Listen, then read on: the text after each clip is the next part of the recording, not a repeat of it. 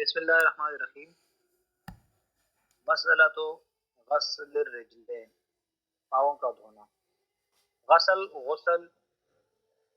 اگر غین کے زبر کے ساتھ ہو تو پھر یہ ایک عضو کے دھونے کے لیے استعمال ہوتا ہے، اور اگر غین کی ضمہ کے ساتھ ہو تو پھر یہ مکمل غسل کے لیے استعمال ہوتا ہے۔ یہ لفظ غین سین لام، اگر غین کے اوپر زبر ہوگا تو پھر یہ ایک عضو کے دھونے کے لیے استعمال ہوگا۔ غسل الیدین، غسل الوجہ، غسل الرجلین، ٹھیک ہے۔ اور اگر مکمل بدن دھونے کے لیے، جیسے نہانے کے لیے، تو اس کے لیے غسل ہوتا ہے۔ مسئلہ تو غسل الرجلین، پاؤں کا دھونا۔ عن عبداللہ ابن عمر رضی اللہ عنہما سے مروی ہے، فرماتے ہیں کہ رجعنا مع رسول اللہ صلی اللہ علیہ وسلم من مکہ الی المدینہ۔ عبداللہ ابن عمر رضی اللہ عنہما فرماتے ہیں کہ ہم رسول اللہ صلی اللہ علیہ وآلہ وسلم کے ساتھ مکہ سے مدینہ واپس آ رہے تھے، حتی اذا کننا بماء فی الطریق، یہاں تک کہ ہم اس راستے پہ پہنچے جہاں پر پانی تھا، تو تعجل قوم عند العصر، تو ایک قوم نے عصر کی نماز میں جلدی کی، فتوضؤوا وهم رجال، انہوں نے وضو کیا اور وہ بھی جلدی جلدی وضو کیا۔ فانتہینا الیہم، ہم ان کی طرف پہنچے، یعنی وہ ہم سے پہلے پہنچ گئے تھے، ہم بعد میں وہاں پر پہنچے۔ وعقابهم تلوح لم یمسها الماء، اور ان کی ایڑیاں چمک رہی تھی، ان کو پانی نہیں پہنچا تھا، مطلب کہ جلدی جلدی میں وضو کر لیا تھا، ایڑیاں خشک رہ گئی تھی۔ تو فرمایا رسول اللہ صلی اللہ علیہ وسلم نے ویل للعقاب من النار اسبغوا الوضوء، ہلاکت ہے ایڑیوں کے لیے آگ سے، وضو کو پورا کر لیا۔ تو ویل للعقاب من النار، تمام اہل سنت، صحابہ اور فقہا اس بات کے اوپر متفق ہیں کہ اس سے پتہ چلتا ہے کہ پاؤں کا وظیفہ وضو کے اندر غسل ہے، مسح نہیں ہے، یعنی وضو کے اندر پاؤں کو دھویا جائے گا، ان کے اوپر مسح نہیں کیا جائے گا۔ تو شیعوں کی حدیث، شیعہ استدلال کرتے ہیں قرآن کی آیت سے، ایک تو فاغسلوا وجوہکم وایدیکم الی المرافق، یہاں سے استدلال کرتے ہیں، اور جو ارجلکم ہے اس کو مجرور پڑھتے ہیں، وامسحوا برؤوسکم وارجلکم، اس کو مجرور پڑھتے ہیں، اور یہ کہتے ہیں کہ اس کا عطف راس پر ہے، ارجلکم اس کا عطف راس پر ہے، اور جس طرح راس کا حکم ہے مسح کرنا، تو پاؤں کا حکم بھی ہوگا مسح کرنا۔ اور دوسرا انہوں نے حضرت عبداللہ ابن عباس رضی اللہ عنہما کا قول بھی پیش کیا کہ کلام اللہ سے پاؤں کا مسح کرنا ثابت ہوتا ہے، غسل ثابت نہیں ہوتا، عبداللہ ابن عباس رضی اللہ عنہما کا قول۔ اہل سنت والجماعت رضی اللہ عنہم کے نزدیک وہ فرماتے ہیں کہ وضو کے اندر پاؤں کا وظیفہ غسل ہے، وہ نہیں ہے، مسح نہیں ہے، پاؤں کو دھویا جائے گا، پاؤں کو مسح نہیں کیا جائے گا۔ اور وہ بھی استدلال کرتے ہیں قرآن کی آیت سے کہ فاغسلوا وجوہکم وایدیکم الی المرافق وامسحوا برؤوسکم وارجلکم، وہاں پر ارجلکم کی قرأت کو نصب کے ساتھ پڑھتے ہیں، اور یہ کہتے ہیں کہ ارجلکم اس کا عطف وجوہ کے اوپر ہے، اس کا عطف ارجلکم کے اوپر نہیں، وہ اس سے استدلال کرتے ہیں۔ اور دوسری دلیل جمہور علماء کی حدیث باب ہے جو ہم نے ابھی پڑھی کہ اللہ کے رسول نے فرمایا کہ ہلاکت ہے پاؤں کے لیے، پاؤں کا وظیفہ، تم لوگ پاؤں کو مکمل دھویا کرو، کیونکہ پاؤں کا وظیفہ ہے اس کو مکمل دھونا، تو اس کے اوپر وعید آئی ہے۔ اور ایک دلیل جمہور علماء کی حضرت عمر ابن عبسہ رضی اللہ عنہ کی روایت ہے، جو اس حدیث کی اس روایت کی تفسیر پیش کرتے ہیں، فاغسلوا وجوہکم وایدیکم وامسحوا برؤوسکم وارجلکم، اس کی تفسیر پیش کرتے ہیں اور فرماتے ہیں کہ اللہ کے رسول سے جب وضو کے متعلق پوچھا گیا تو اللہ کے رسول نے فرمایا کہ پاؤں کو ٹخنوں تک دھویا جائے، کما امر اللہ، ثم یغسل القدمین الی الکعبین کما امر اللہ، کہ اللہ تعالیٰ نے جس طرح حکم دیا ہے تو اسی طرح پاؤں کو دھویا جائے، کہاں تک؟ کعبین تک۔ اس روایت سے صاف واضح ہوتا ہے کہ ارجلکم الی الکعبین سے مراد مسح نہیں ہے، ارجلکم الی الکعبین سے مراد غسل۔ جہاں تک شیعوں نے استدلال کیا جر والی روایت سے کہ وامسحوا برؤوسکم وارجلکم، تو اس کا جواب یہ ہے کہ یہ جر جوار ہے، اس کو جر جوار کہتے ہیں۔ جر جوار کا مطلب یہ ہے کہ ایک کلمہ دوسرے کلمے کے قرب کی وجہ سے ایک اعراب لے لیتا ہے، لیکن صرف یہ مشابہت اور یہ حکم جو یکساں ہوتا ہے دونوں کا، تو وہ اعراب کے اعتبار سے ہوتا ہے، حکم کے اعتبار سے نہیں ہوتا۔ سمجھ آ گئی بات؟ جی تو یہاں پر برؤسکم و ارجلکم، تو یہاں پر صرف جر کے پڑوسی ہونے کی وجہ سے ہم نے ارجلکم کو مجرور پڑھا، اور وہ یہ مجرور صرف لفظوں کے اعتبار سے ہے، معنی کے اعتبار سے نہیں ہے۔ معنی کے اعتبار سے یہ کیا ہوگا؟ اس کا عطف وجوہ کے اوپر ہوگا اور یہ منصوب ہوگا اور اس کو دھویا جائے گا، جیسے قرآن کے اندر ہے عذاب یوم علیم، اس دن کا عذاب، علیم دردناک۔ اب یہاں پر عذاب یوم علیم، یومن مجرور ہے اور علیمن بھی مجرور ہے، حالانکہ معنی کے اعتبار سے یہ علیمن صفت بنتا ہے عذاب کا، تو اس کو مرفوع ہونا چاہیے تھا، لیکن چونکہ یومن مجرور ہے اور اس کے قریب میں آیا ہے علیم، تو اس کے قرب کی وجہ سے علیم کو بھی کیا پڑھ دیا؟ مجرور پڑھ دیا۔ لیکن مجرور کا مطلب پھر یہ نہیں ہوگا کہ علیم صفت بن جائے گا یوم کا، بلکہ یہ صفت ہے کس کا؟ عذاب۔ اس طرح قرآن کے اندر ہے عذاب یوم محیط، ٹھیک ہے، یومن محیطن، یہاں پر محیط کو مجرور پڑا، لیکن حالانکہ یہ صفت بن رہا ہے عذاب کا اور عذاب منصوب ہے، اور یومن مجرور ہے، اس وجہ سے محیط کو بھی مجرور پڑا۔ کس وجہ سے؟ جر جوار کی وجہ سے، کہ علیم یہ پڑوسی ہے مجرور کا، اس کے پڑوسی ہونے کی وجہ سے ہم نے اس کو مجرور پڑھ لیا۔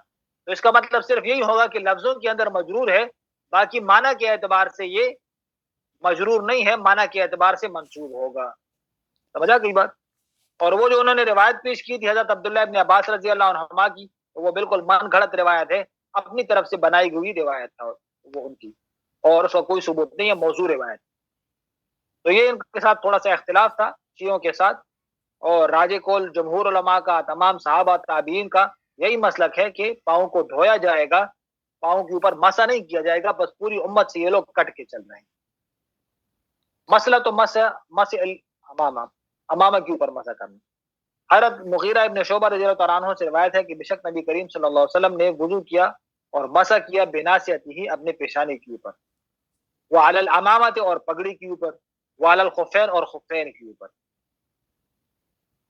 تو مغیرہ ابن شعبہ رضی اللہ عنہ کی روایت ہے کہ اللہ کے رسول نے وضو کیا، مسح کیا پیشانی کے اوپر اور پگڑی کے اوپر اور خفین کے اوپر۔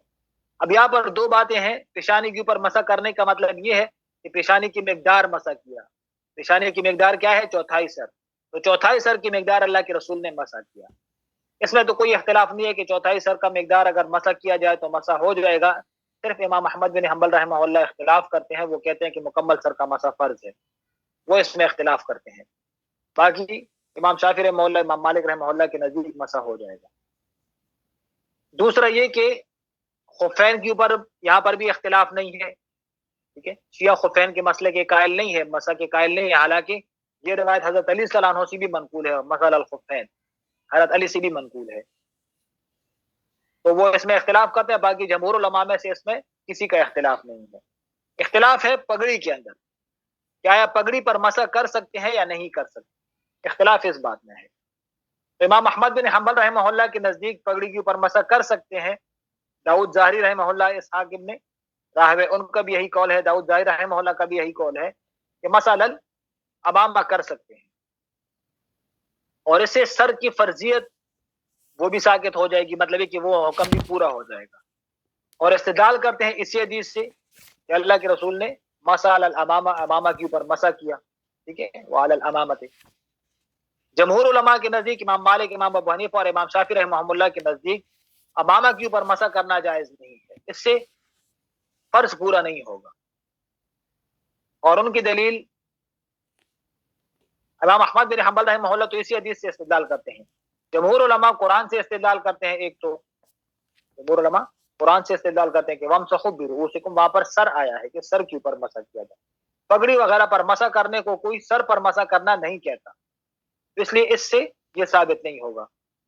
دوسرا یہ کہ کئی صحابہ سے منقول ہے کہ اللہ کے رسول نے سر کے اوپر مسح کیا، سر کے اوپر مسح کرنا ثابت ہے کئی صحابہ سے، تو اس لیے جمہور علماء کا مسلک یہی ہے کہ پگڑی کے اوپر مسح کرنے سے فرضیت ساقط نہیں ہوگی۔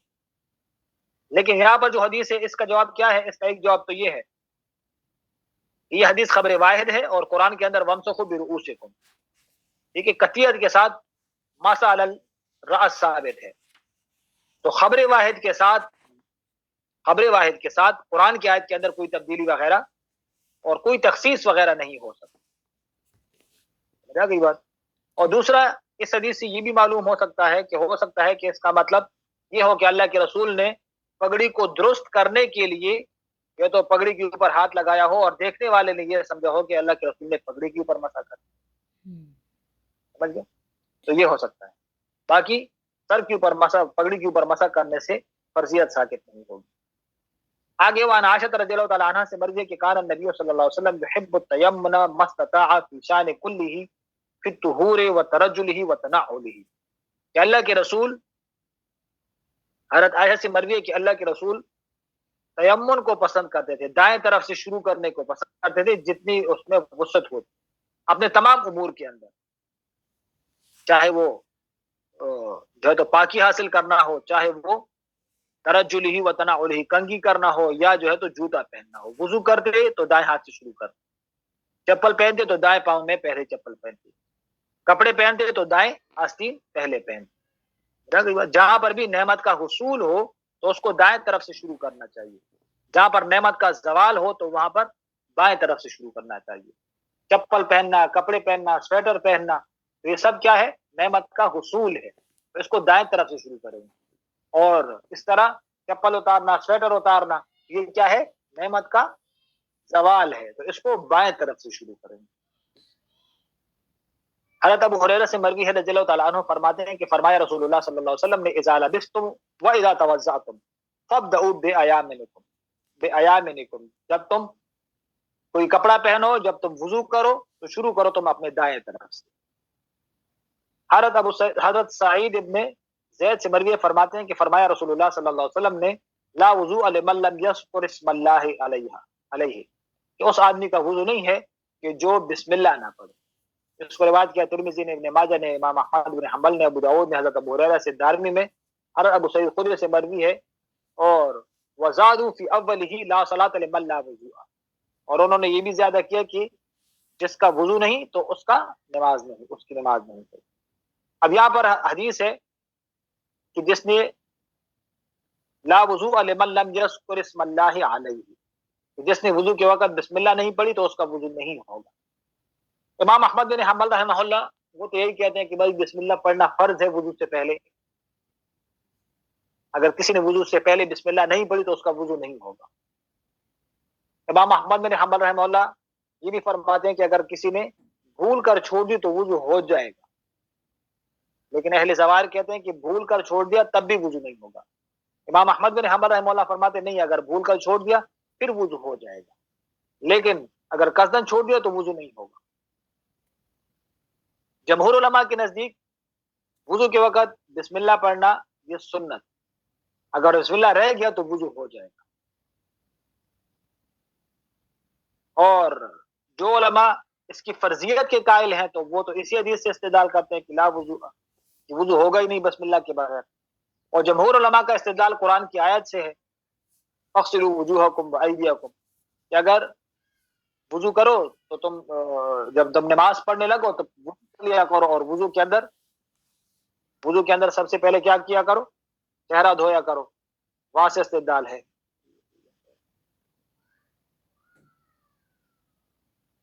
وہاں سے استدلال کرتے ہیں.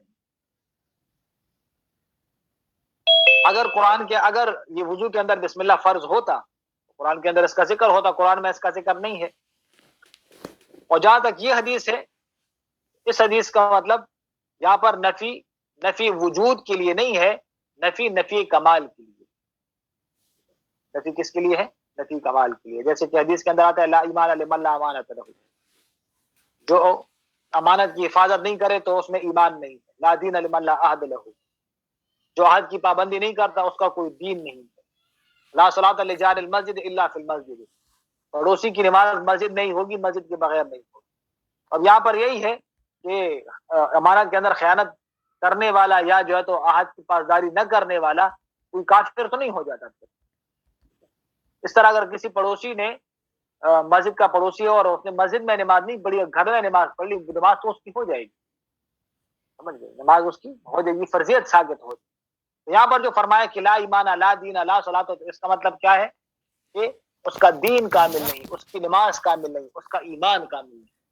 تو جس طرح یہاں پر لا نفی کمال کے لیے ہے، تو اس طرح وضو کے مسئلے کے اندر بھی لا نفی کمال کے لیے ہے کہ اگر کسی نے وضو جو ہے تو چھوڑ دیا، وضو نہیں پڑی، تو گویا کہ اس نے کامل وضو نہیں کیا، اس کو مکمل ثواب نہیں ملا۔ عن لقیط ابن صبرۃ رضی اللہ تعالیٰ عنہ سے مروی فرماتے ہیں کہ فرمایا میں نے عرض کیا یا رسول اللہ اخبرنی عن الوضوء قال اسبغ الوضوء وخلل بین الاصابع وبالغ في الاستنشاق الا ان تكون صائما۔ لقیط ابن صبرہ سے مروی فرماتے ہیں کہ میں نے عرض کیا یا رسول اللہ مجھے وضو کے بارے میں بتائیے، تو اللہ کے رسول نے فرمایا کہ وضو کو پورا کر کیا کرو اور انگلیوں کے درمیان خلال کیا کرو، استنشاق میں مبالغہ کیا کرو، استنشاق کہتے ہیں ناک کے اندر پانی ڈالنا، الا ان تكون صائما، مگر یہ کہ تم صائم ہو، روزے سے ہو۔ راہ ابو داؤد والترمذی والنسائی وروا ابن ماجہ والدارمی الى قوله بین الاصابع، دارمی نے اس حدیث کو نقل کیا ہے لیکن انہوں نے صرف اصابع تک نقل کیا کہ خلل بین الاصابع، اس کے بعد جو روایت ہے کہ بالغ فی الاستنشاق کی انہوں نے ذکر نہیں کیا۔ تو یہاں پر صحابی کا سوال تھا کہ بھائی مجھے آداب کے بارے میں بتا دیجئے، مکمل آداب کے بارے میں، تو اللہ کے رسول نے مختصر جواب دے دیا کہ انگلیوں کے درمیان خلال کیا، انگلیوں کے درمیان، باقی کیونکہ باقی عمل تو معروف تھا، سمجھ گئے، نفس وضو تو سب کے نزدیک معروف تھا، لیکن وضو کو کمال درجے تک پہنچانے والی جو چیزیں وہ اللہ کے رسول نے بتایا، اور ان میں سے کیا ہے انگلیوں کے درمیان خلال کرنا۔ اس میں اکثر لوگ کوتاہی کرتے ہیں، صرف بس ہاتھ پھیر دیتے ہیں، صرف ہاتھ نہیں پھیرنا، مکمل انگلیوں کا خلال کرنا ہے تاکہ وہاں تک انگلیوں کے جڑوں تک اور انگلیاں پہنچ جائیں۔ کچھ لوگ ہوتے ہیں نا کہ صرف انگلیوں کے اوپر سے ہاتھ پھیر دیتے ہیں، اس کو خلال نہیں کہتے، مکمل ایک ہاتھ کی انگلیاں دوسرے ہاتھ کی انگلیوں کی جڑوں تک پہنچانا اور اس کو اوپر کی طرف پہنچانا، یا دونوں انگلیوں کی کو ایک دوسرے کی انگلیوں کے اندر جوائن کر دینا، گھسا دینا، اس کو بھی کیا کہتے ہیں، اس طرح بھی خلال ہو جائے گا۔ اور باقی فرمایا کہ استنشاق کیا کرو مگر وضو کے اندر، تو مگر یہ کہ تم لوگ روزے سے ہو، روزے کے اندر پھر استنشاق میں مبالغہ نہیں کرنا کیونکہ اس میں ہو سکتا ہے کہ حلق تک پانی پہنچ جائے اور روزے کے فاسد ہونے کا خدشہ ہے۔ وعن ابن عباس رضی اللہ عنہما سے مروی ہے کہ اللہ کے رسول نے فرمایا اذا توضأت فخلل اصابع یدیک ورجلیک، کہ یہاں پر امر بھی آیا ہے، دیکھو اس لیے تاکید ہے اس کی خلال کی۔ حضرت عبداللہ ابن عباس سے مروی فرماتے ہیں کہ فرمایا رسول اللہ صلی اللہ علیہ وآلہ وسلم نے کہ جب تم وضو کرو تو اپنے ہاتھ اور پاؤں کی انگلیوں کا خلال کیا کرو۔ رواہ ترمذی اور رواہ ابن ماجہ نحوہ قال ترمذی ھذا حدیث حسن غریب۔ یہاں پر بھی فرمایا کہ انگلیوں کی اور پاؤں کی انگلیوں کا، ہاتھ کی انگلی اور پاؤں کی انگلی، اس کا خلال کیا۔ پاؤں کی انگلیوں کے اس طرح خلال کرنا ہے کہ چھوٹی انگلی ہے دائیں پاؤں کی چھوٹی وہاں سے خلال کرنا ہے، ٹھیک ہے، اپنے ہاتھ کی جو چھوٹی انگلی ہے نا اس انگلی کے ساتھ خلال کرنا ہے، پہلے دایاں پاؤں یعنی کہ رائٹ، اس کی جو چھوٹی انگلی ہے وہاں سے شروع کرنا ہے، خلال اوپر کی طرف کرنا ہے، خلال کس طرح کرنا ہے، اوپر کی طرف، یعنی اپنے دائیں اپنے ہاتھ کی چھوٹی انگلی اس کو پاؤں کی انگلیوں کے درمیان رکھ کر اوپر کی طرف کھینچنا ہے، یہ ہے خلال۔ وجہ گئی بات، اس کو کہتے ہیں جی۔ حضرت وعن المستورد ابن شداد سے مروی فرماتے ہیں کہ میں نے دیکھا رسول اللہ صلی اللہ علیہ وسلم کو اذا توضع یدلق اصابع رجلیہ بخنصرہ، میں نے دیکھا کہ اللہ کے رسول صلی اللہ علیہ وسلم جب وضو کرتے تو اپنے پاؤں کی انگلیوں کو میں خلال فرماتے بخنصرہ، اپنے چھوٹی انگلی سے، چھوٹی انگلی مطلب کہ جو لیفٹ ہینڈ ہے نا، بایاں ہاتھ، اس کی چھوٹی انگلی کے ساتھ خلال کرتے۔ حضرت انس سے مروی رضی اللہ تعالیٰ عنہ فرماتے ہیں کہ کان رسول اللہ صلی اللہ علیہ وسلم اذا توضع اخذ کفا من ماء فأدخله تحت حنكه فخلل بين لحيته وقال هكذا امرني ربي. حضرت انس سے مروی فرماتے ہیں کہ میں نے دیکھا رسول اللہ صلی اللہ علیہ وآلہ وسلم کو جب وضو کرتے تو ایک چلو میں پانی لیتے فأدخله تحت حنكه تو اس کو ٹھوڑی کے نیچے داخل کر دیتے. داڑھی ہے نا داڑھی، داڑھی اس کا خلال کس طرح کریں گے کہ چلو کے اندر پانی لے کر اس کو تھوڑی کی نیچے سے پانی کو اوپر کی طرف پھینکنا ہے، ٹھیک ہے، اور پھر اس کے ساتھ خلال کرنا ہے. خلال بھی جو ہے تو تھوڑی ہے تو اپنے ہاتھ کی انگلیوں کو داڑھی کی نیچے کی طرف سے اوپر کی طرف کو کھینچنا ہے، اور فرمایا کہ ہاں قضا امر ربی، اس طرح مجھے میرے رب نے حکم دیا. اکثر علماء کے نزدیک داڑھی کا خلال بھی کیا ہے؟ سنت ہے، اور احناف کے نزدیک راجح قول کے مطابق داڑھی کا خلال کرنا سنت ہے. امام احمد بن حنبل رحمہ اللہ اس کو واجب کہتے ہیں، ٹھیک ہے، لیکن طریقہ یہی ہے کہ سنت ہے، واجب نہیں ہے. وعن عثمان، عورت عثمان سے مروی ان النبی صلی اللہ علیہ وسلم کہ بے شک نبی کریم صلی اللہ علیہ وسلم کانا یخلل لحیتہ کہ اللہ کے رسول اپنی داڑھی کا خلال کرتے. وانا بحیۃ قال رأیت علیا توضأ فغسل کفیہ کہ میں نے دیکھا حضرت علی کو کہ انہوں نے اپنے ہاتھوں کو دھویا حتی انکہما یہاں تک کہ ان کو خوب صاف کیا، ہاتھوں کو دھویا ان کو خوب صاف کیا. ثم مضمض ثلاثا پھر 3 دفعہ مضمضہ کیا، واستنشق ثلاثا 3 دفعہ استنشاق کیا. استنشاق کہتے ہیں ناک میں پانی ڈالنے کو، استنثار کہتے ہیں ناک سے پانی نکالنے کو، اور مضمضہ کہتے ہیں منہ کے اندر پانی ڈالنا اور کلی وغیرہ کا. وغسل وجہہ ثلاثا 3 دفعہ اپنا چہرہ دھویا، وذراعیہ ثلاثا 3 دفعہ اپنے ذراعین دھوئے، ومسح برأسہ اور مسح کیا اپنے سر کے اوپر مرتن 1 دفعہ. یہ جمہور علماء کی دلیل ہے احناف کی کہ مسح 1 دفعہ کیا جائے گا، 3 دفعہ نہیں کیا جائے گا. امام شافعی رحمہ اللہ تسلیس کے قائل ہیں. ثم غسل قدمیہ پھر اپنے قدمین کو دھویا، کعبین ٹخنوں تک. ثم قال ثم قام پھر کھڑے ہو گئے. فاخذ فضل طہورہ پھر بچا ہوا پانی لیا، فشربہ اس کو پیا، وہو قائم اس حال میں کہ وہ کھڑے. ثم قال پھر فرمانے لگے احببت ان اریک ان اریکم کیف کان طہور رسول اللہ صلی اللہ علیہ وسلم، میں چاہتا ہوں کہ تمہیں دکھاؤں کہ اللہ کے رسول کا وضو کس طرح ہوتا تھا. تو انہوں نے اس طرح وضو کیا اور پھر فرمایا کہ یہ اللہ کے رسول کا وضو. اب یہاں پر کھڑے ہو گئے اور کھڑے ہو کر انہوں نے پانی پیا، سمجھ گئے، کھڑے ہو کر پانی پیا. تو اب یہاں پر بات یہ ہے کہ آیا کھڑے ہو کر پانی پینا جائز ہے یا جائز نہیں ہے. اس میں کافی اختلاف ہے، لیکن اس میں راجح کو یہی ہے کہ وضو کے لیے وضو پانی جو ہے تو بیٹھ کر ہی پیا جائے. پانی کے آداب میں سے یہی ہے کہ بیٹھ کر پیا. کھڑے ہو کر اگر پانی پی لیا تو یہ مکروہ تنزیہی ہوگا، کراہت تنزیہی اس میں آئے گی. شریعت کو یہ والا عمل پسندیدہ نہیں ہے کہ تم کھڑے ہو کر پانی پیو، مکروہ تنزیہی. لیکن وضو کا پانی جو ہے اگر وہ کھڑے ہو کر پی لیا تو تب بھی وہ مکروہ تنزیہی نہیں. مزہ گئی بات، تب بھی وہ مکروہ تنزیہی نہیں ہے.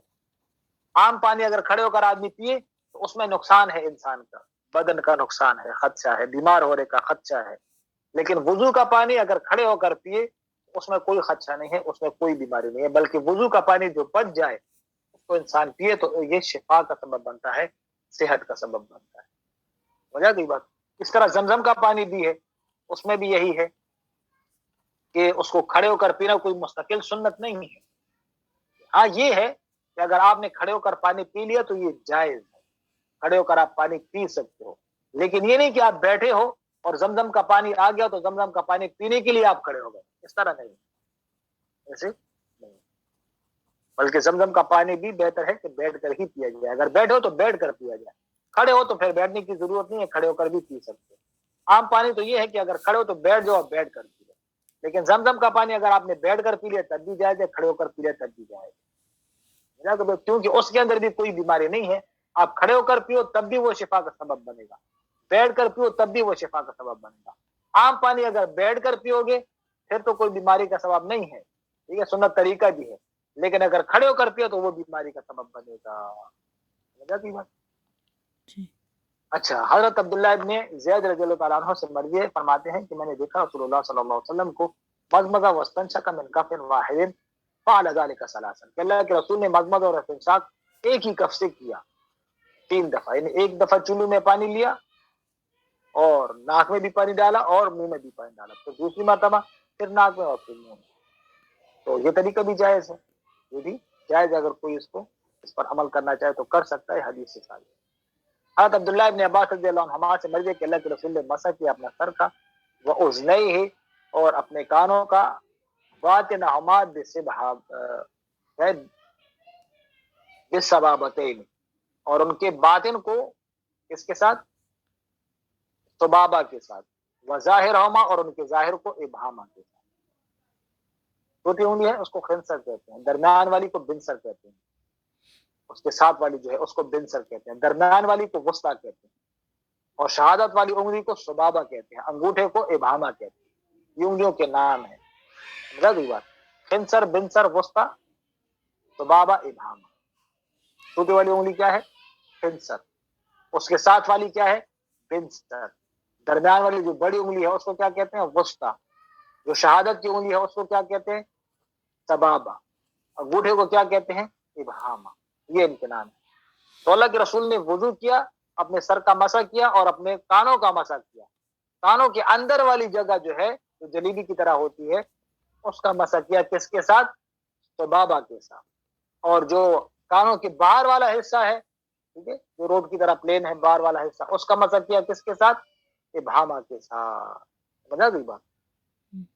کان کی جو نرم جگہ ہے نا، نرم جہاں پر بالیاں پہنتے ہیں، اس پر انگلی رکھ کے نا، آگے جو لکیر ہے ادھر کی طرف، ٹھیک ہے، جو کان کا نقشہ ہے اس میں انگلی کو لے جائے، وہ مکمل، ٹھیک ہے، کیا ہے، اس کو تمام جگہ پر اس کو پھیر کر، ٹھیک ہے، پھر کان کے سوراخ کے اندر اس کو پھیرنا ہے، اور بار جو انگوٹھا ہے اس کو بار والی جگہ پر پھیرنا۔ عن ربيع بنت معوذ سے مروی ہے انها رأت النبي صلی اللہ علیہ وسلم يتوضأ وقالت مسح رأسه فأقبل منه وما أدبر وصدغيه وأذنيه مرة واحدة، وفي رواية أنه توضأ فأدخل إصبعيه في جحر أذنيه۔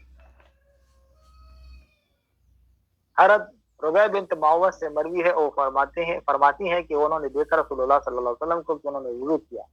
قالت، فرماتی ہیں کہ مسح رأسہ، اللہ کے رسول نے اپنے سر کا مسح کیا، ما اقبل منہ وما ادبر، اگلے حصے کا بھی اور پچھلے حصے کا بھی، وصدغیہ، اور کنپٹیوں کا بھی۔